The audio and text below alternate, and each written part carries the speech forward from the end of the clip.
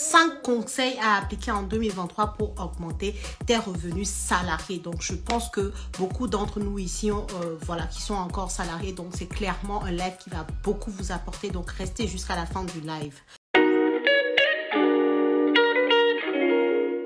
Donc, pour ceux qui ne me connaîtraient pas, bienvenue encore à vous.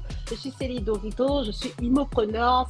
Ça veut dire que c'est quelqu'un qui gagne de l'argent grâce à l'investissement immobilier.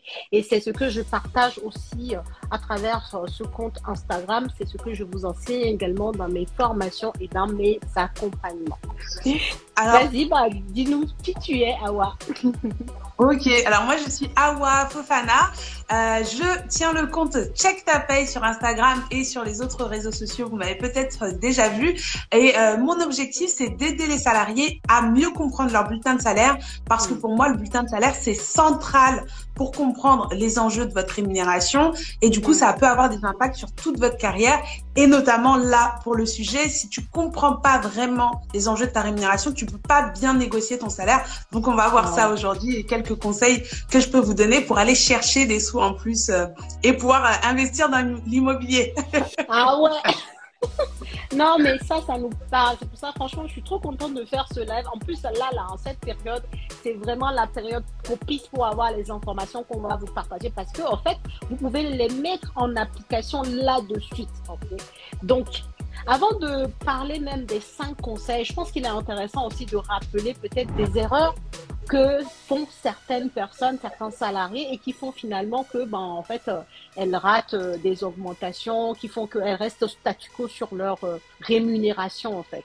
Donc, je ne sais pas si tu as des erreurs à nous partager. On va en parler de 3.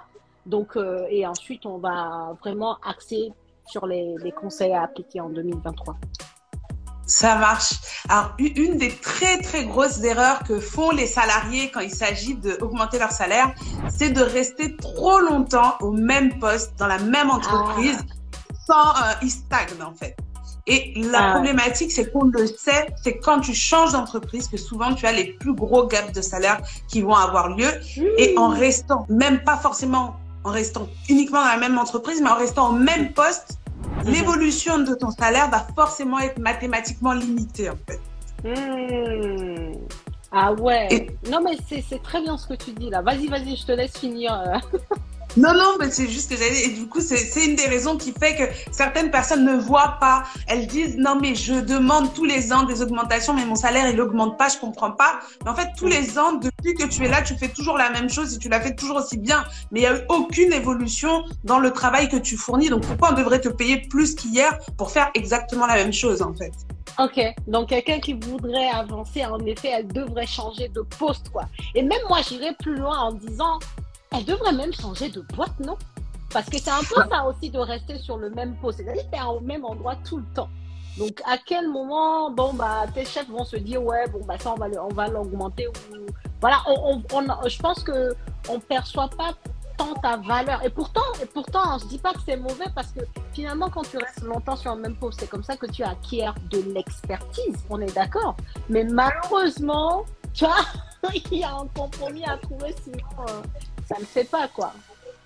Exactement. En tout cas, faut pas avoir peur de changer de boîte. C'est-à-dire que dans certaines entreprises, l'employeur est suffisamment intelligent pour reconnaître que ton expertise a évolué, qu'on peut te faire évoluer, qu'on peut te confier plus de responsabilités. Mais la plupart, c'est un peu comme toi, Célie, tu as des enfants, moi j'ai des enfants, on ne les voit pas grandir, tu vois. Ils prennent en autonomie, mais on a tendance à les couver comme avant. Et quand tu es rentré en tant que junior dans une boîte, qu'ils t'ont appris plein de choses, que toi-même tu as évolué, tu as gagné en compétences, malheureusement, tes managers, tes responsables, souvent, ils ont tendance encore à te voir comme le petit junior. Donc quand tu vas venir avec certaines demandes de salaire, ils vont dire non, mais c'est un petit, il va se contenter de ça.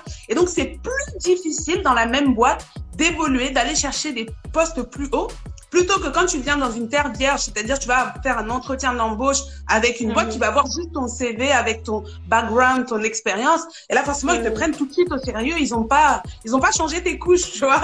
Donc forcément il y a un rapport qui est différent. C'est pas impossible, mais ça dépend. Faut faire attention. Ok. Non, mais je suis complètement d'accord avec toi pour le coup. Pour l'avoir même vu, parce que moi j'ai été très longtemps salariée, pour ceux qui ne le savent pas, j'ai été pendant, je crois, presque 8 ans salarié. Et c'est vrai que finalement, les gens qui sont là depuis, et puis, tu sais, j'ai même vu quand mes collègues partaient à la retraite, c'est des gens qui étaient là depuis 10 ans sur leur poste. Bon, bah, voilà quoi. Parce que bon, bah, ils sont là, tu vois. Alors que oui, quelqu'un qui veut évoluer, qui veut gagner plus, ouais, tu es obligé d'avoir d'autres cordes à ton arc et pour justement justifier ce genre l'augmentation que tu souhaites, quoi. C'est un peu ça que tu dis, donc ouais, clairement. Ouais. C'est totalement ça. Et puis même toi, en fait, ça vient pas que forcément de l'extérieur, c'est que tu es dans une zone de confort. Tu t'entends bien avec tes collègues, la boîte est bien, ton salaire est bien malgré tout, même s'il pourrait être plus haut. Et donc, tu es dans ta zone de confort. Donc, mettre tout ça en danger pour risquer l'inconnu, soit en allant sur un poste où tu n'es pas sûr de faire l'affaire, parce que tant que tu n'y as pas été, que tu t'es pas confronté à la réalité, tu sais pas si réellement tu vas faire l'affaire, ou partir dans une autre boîte, eh bien forcément, ça fait peur, ça donne pas envie, tu es là dans tes pantoufles, est-ce que tu as envie d'aller sortir les talons aiguilles, t'es pas sûr. Donc c'est vraiment tout ça sur lequel il faut se challenger personnellement, et il faut aussi challenger ses supérieurs pour voir s'ils sont prêts à nous suivre aussi si on le propose. Donc ça, c'est une grosse erreur et on tombe facilement dedans. Oh non, mais clairement. Et ça me fait penser à un pareil. Je sais pas si c'est toi qui me l'avais soumis d'ailleurs, ça. C'est en gros, tu vois, un immeuble tu vois, avec un appartement qui a été rénové il y a 10 ans. Tu vois, on en avait parlé, je sais. Non, je crois pas. Et du coup, en gros, un logement qui est rénové il y a plus de 10 ans, en effet, n'est plus vraiment au goût du jour. C'est de l'ancienneté, quoi. Donc, si tu veux avoir plus de loyer, je fais un petit parallèle, mais si tu veux avoir plus de loyer, à un moment donné, il va falloir commencer à faire une petite rénovation, rafraîchir, mettre au goût du jour. En tout cas, donner des choses complémentaires, quoi, pour pouvoir aller chercher un peu plus. Donc, ouais, je pense que c'est un peu ça dans le salariat. Tu veux atteindre un autre niveau, bah, à ce moment-là, bah, tu donnes peut-être d'autres compétences. Enfin, en tout cas, tu fais autre chose en plus, quoi. Tu évolues dans ta charge de travail, dans tes responsabilités, voilà, dans tes expériences, dans tes expertises plutôt, et à ce moment-là, espérer gagner plus, quoi.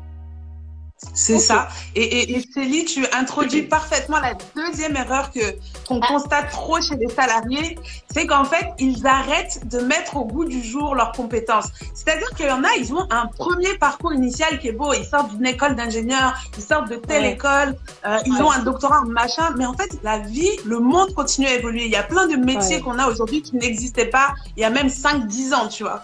Et la problématique, c'est que si tu continues pas, alors, à te former, et derrière le mot formation, c'est pas aller s'asseoir dans une école, c'est lire des bouquins, c'est regarder des vidéos, il y a plein de façons de se former, mais en tout cas, si tu continues pas à être curieux, à aller mettre et cultiver tes compétences, à un moment donné, tu vas être un peu obsolète. C'est-à-dire, je sais pas si tu travailles dans l'informatique, il y a des nouveaux langages, il y a des nouvelles façons de faire, il y a des nouveaux, si tu es chef de projet, il y a des nouvelles méthodologies de gestion de projet.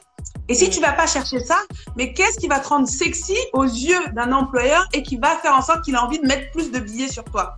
Et la problématique, c'est que souvent, on reste sur nos acquis et on va pas cultiver notre valeur, en fait, si tu veux. Mais c'est trop ça, hein.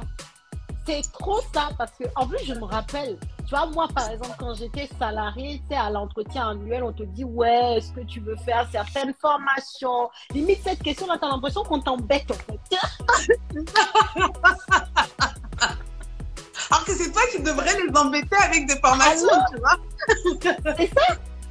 Je pense que ça c'est l'ignorance, parce que c'est tellement vrai ce que tu dis, parce que si tu es statu quo sur tes connaissances, sur tes compétences, en effet, à quel moment tu veux gagner plus, en fait, finalement?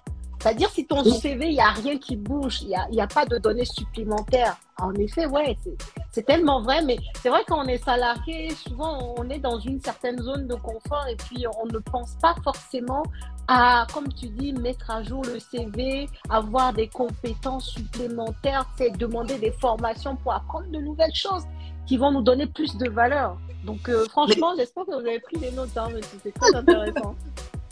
C'est totalement ça. Sachant qu'en plus, tu vois, quand ton employeur va venir te proposer des formations, il va te proposer les formations qui l'arrangent lui, qui arrangent son propre business.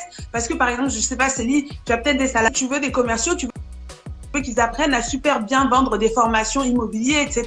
Donc, peut-être que tu vas les former dans cet esprit-là. Mais moi, si demain, l'immobilier, bon, je suis salariée, en ce moment, ça me botte, mais peut-être que demain, ma passion, c'est de faire de la poterie. Peut-être que je gagne à me former, à gagner des expertises sur comment vendre des formations en poterie plutôt, tu vois. Et donc, si moi, je suis pas proactive sur ce chemin-là, ben, je vais prendre le chemin que mon employeur a dressé pour moi. Et le chemin, c'est le chemin qui, lui, l'arrange, qui est très logique aussi. Donc, en fait, faut être vraiment actif dans ces demandes-là. Si tu veux que et ton salaire et ton épanouissement de carrière aussi aillent dans la bonne direction. Sinon, tu subis, en fait. Non, très bien, très bien, très bien. Non, non, mais complètement d'accord avec toi. Et pour l'avoir fait moi-même, c'est-à-dire que cette erreur-là, moi, je l'ai fait. Honnêtement, en toute transparence, je l'ai fait, le truc où on dit, ouais, alors, est-ce que tu veux qu'on t'inscrive à des formations, machin? Et dit, ouais, c'est bon, quoi, laisse-moi tranquille. Bon, en fait, alors que c'est ce qui fait, en fait, que tu évolues en termes de connaissances et que tu peux te placer sur certains postes qui sont plus élevés ou, je sais pas, en tout cas, en termes de rémunération qui serait plus intéressant pour toi, quoi. Donc, non, mais on est d'accord.